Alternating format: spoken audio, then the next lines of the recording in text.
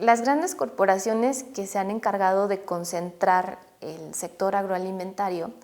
han generado también impactos socioambientales muy importantes, a la vez que han producido este sistema monopolizado.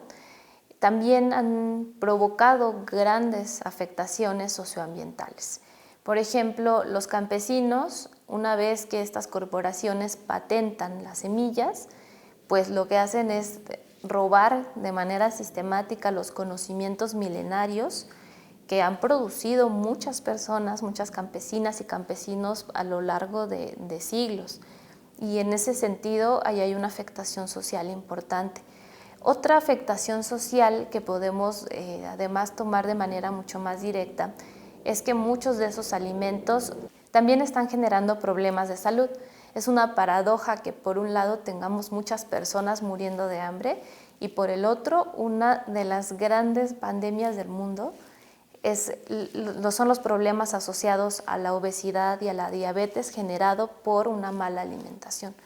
La gran industria agroalimentaria genera una serie de productos que no nos alimentan realmente y bueno, ese es uno de los grandes impactos también que tiene.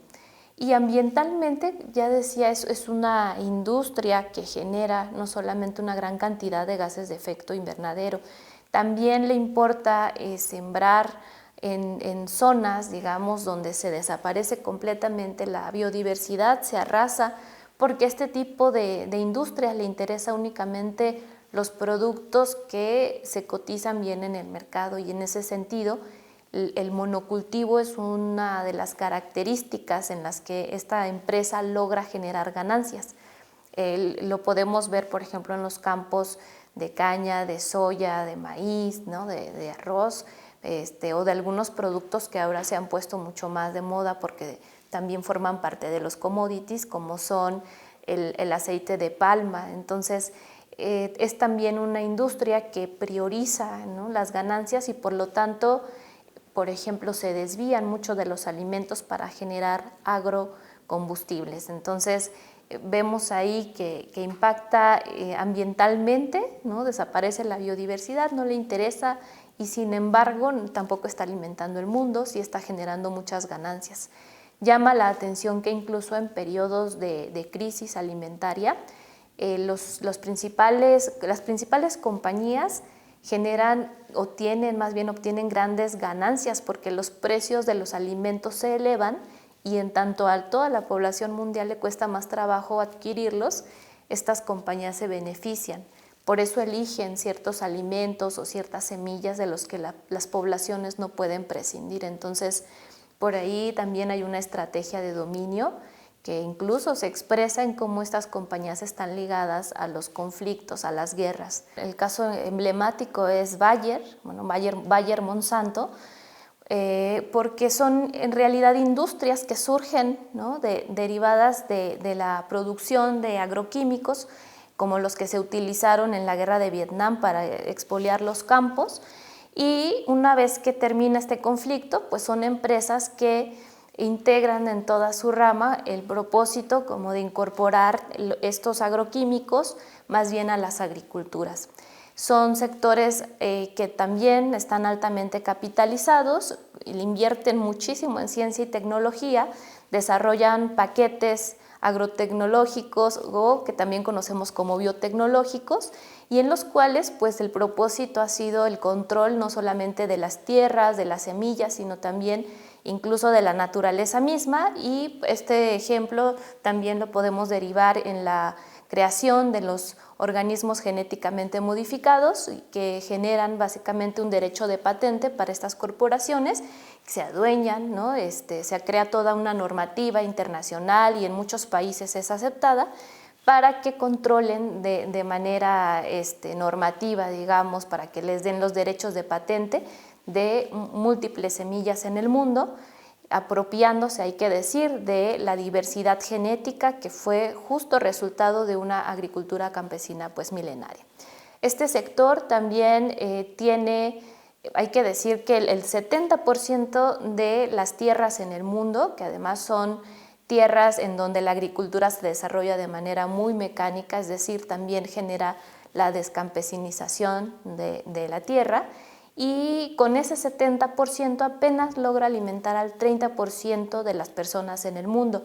Y esto tiene que ver con que pues, su fin no es la reproducción social, sino más bien generar ganancias. Y bueno, lo podemos ver justamente cuando vemos cómo a lo largo y ancho de toda la cadena agroalimentaria se van extendiendo los procesos, tanto digamos desde el origen, que es tener la patente de la semilla, los paquetes biotecnológicos, pero también procesar los alimentos. Incluso en el proceso pierden su calidad nutritiva, pero bueno, se compran aditivos, se compran conservadores, etcétera, para llegar a venderlos más bien después de que ya generaron muchas ganancias. Entonces, este sector también es responsable, hay que decir, de cerca de un tercio,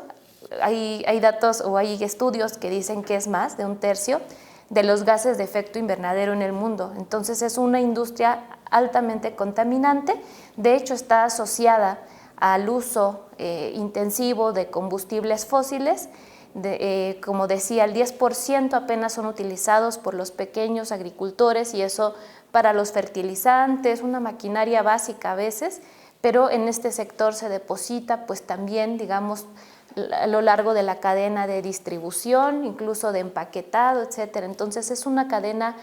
oligopólica altamente contaminante, monopolizada, como ya decía, controlada por pocos actores, y que además hay que decir una característica mucho más contemporánea es que se ha ido introduciendo el sector financiero. ¿Qué quiere decir esto? Que hay actores que en realidad estaban vinculados al sistema financiero, que hoy conocemos más bien como el sistema financiarizado, y que a partir de 1999, derivado de una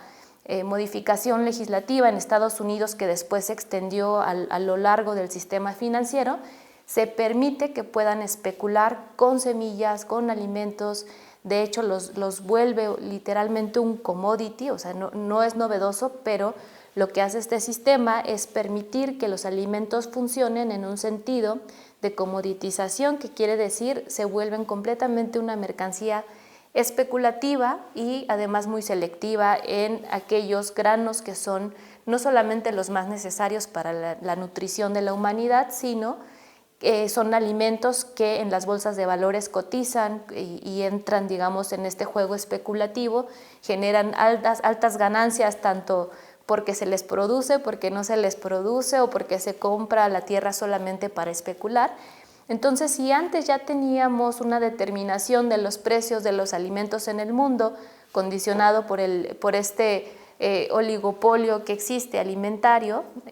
ahora tenemos también que este juego que existe, ¿no? Este juego, porque se juega con los alimentos, hay que decirlo, es un juego muy perverso. Los especuladores, los inversores están apostando por cómo va a venir en futuro el mercado alimentario, y en ese sentido ese mercado financiarizado de la agricultura también ha venido a jugar un papel importante en la determinación de los precios. Entonces, creo que una de las mayores contradicciones es que mientras que tenemos este oligopolio que se dedica a la comercialización de las semillas, de los paquetes tecnológicos, del otro lado tenemos un problema alimentario en el mundo donde al menos la mitad de la población del mundo tiene problemas para alimentarse. Entonces, de alguna manera esto me parece que nos debe llevar a plantear la idea de la importancia de recuperar las agriculturas diversas, múltiples, locales que alimentan al mundo. Tenemos que exigirle a los estados que dejen de firmar tratados de libre comercio leoninos, como en el caso de México,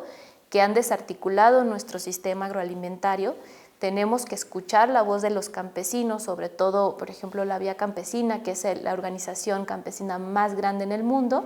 y que ha estado luchando por reivindicar la soberanía alimentaria. La pequeña agricultura sigue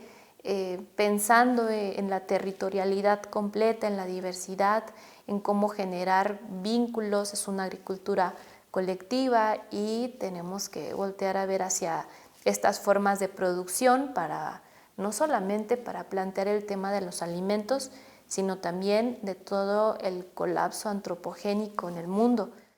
Es un tema que está asociado con los grandes temas mundiales y en ese sentido, cada vez que nos llevemos algo a la boca hay que preguntarnos cómo estamos impactando. Muchas veces escuchamos que se dice comer es un acto político y hay que reivindicarlo desde ahí y hay que buscar también acercarnos a hacer redes para tener sobre todo en nuestras grandes ciudades, alimentos sanos, alimentos que no impacten de esta manera y extenderlo en red, porque si algo nos han enseñado los campesinos es que así es como han logrado sostener esta agricultura. Esto es devolverle a los agricultores, pero también a las personas la capacidad y el derecho de decidir sobre cómo producir, sobre cómo nos vamos a alimentar. Necesitamos también extender el sistema de información para quienes solamente consumimos.